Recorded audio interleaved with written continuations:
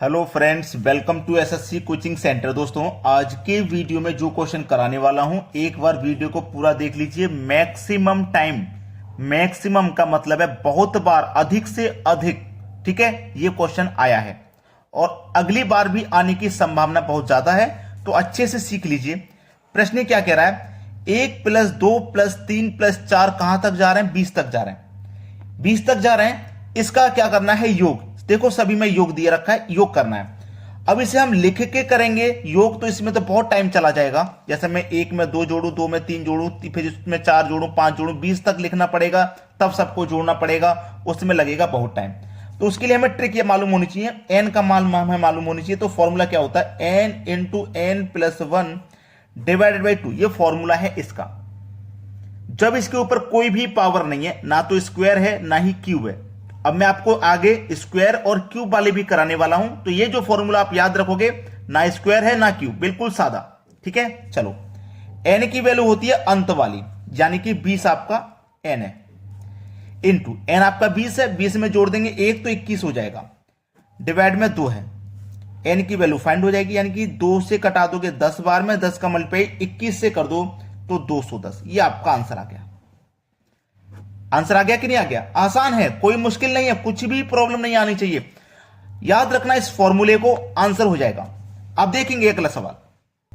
अगला सवाल है, संख्या देखो वही है, 1 2 3 4 20 तक जा रहे हैं, वही संख्या है, लेकिन इसमें क्या हुआ? स्क्वायर दे दिया है। स्क्वायरों का वर्ग करना है साथ में, तो स्क्वायरों का वर्ग करने के लिए जो फॉर्मूला लगेगा, एन का square equal to n into n plus 1 into 2n plus 1 divided by 6। इस फॉर्मूले को याद रखना जब साथ में स्क्वायर दिया गया हो और योग निकालना है।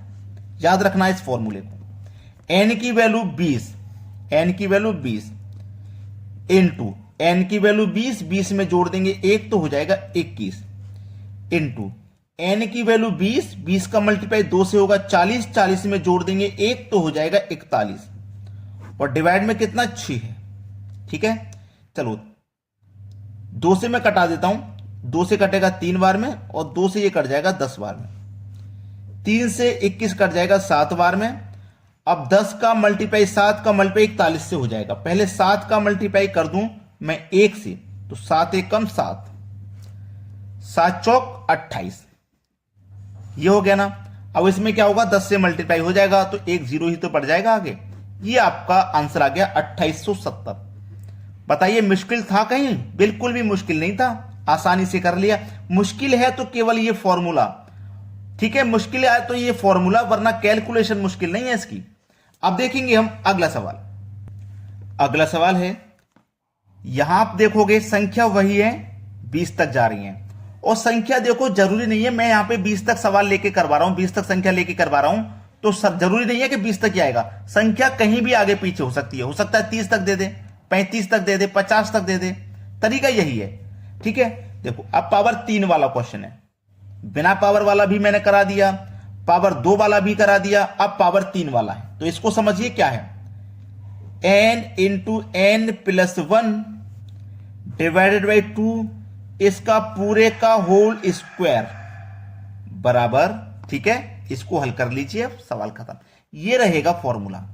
तो n की वैल्यू कितनी है आपके पास? 20 है, मैंने 20 लिख लूंगा। n की वैल्यू 20, 20 में जोड़ देंगे 1 तो ये हो जाएगा 21, और डिवाइड में आपके पास 2 है, और पूरे का क्या है? Whole square. यही सवाल है ना। चलिए, अब यहां पे मैं करूंगा तो 2 से कटा दूंगा 20 को 10 बार में, और 10 का मल्टीप्लाई 21 से हो जाएगा, तो ये हो जाएगा 210, और इसका पूरे का क्या है? Whole square. 210 का होल स्क्वायर मैं कर देता हूं। 210 का स्क्वायर कितना होता है? 4400। ये आपके सवाल का बिल्कुल सही जवाब है। भाई देखो, यहां पे 1 0 है, तो 1 0 का 2 0 हो जाएगा, 21 का 441 हो जाएगा, आंसर आ गया। मिल गया सभी को अपना अपना आंसर, किसी को कोई दिक्कत नहीं रहेगी। बिना पावर वाला हो या पावर 2 वाला हो या पावर 3 वाला हो, आप आसानी से कर दोगे। अब देखेंगे हम अगला क्वेश्चन। अगला प्रश्न है, करण ने 1 दर्जन पेन 120 रुपए के खरीदे और 3 पेन का पैक 35 रुपए के हिसाब से बेचा, उसका लाभ प्रतिशत क्या है? भाई करण ने 1 दर्जन पेन 120 रुपए के खरीदे। 120 रुपए के 1 दर्जन, 1 दर्जन का मतलब 12 खरीदे। 120 रुपए के उसने खरीदे हैं 12, ठीक है। 120 रुपए के उसने 12 खरीदे हैं, इतना क्लियर है ना।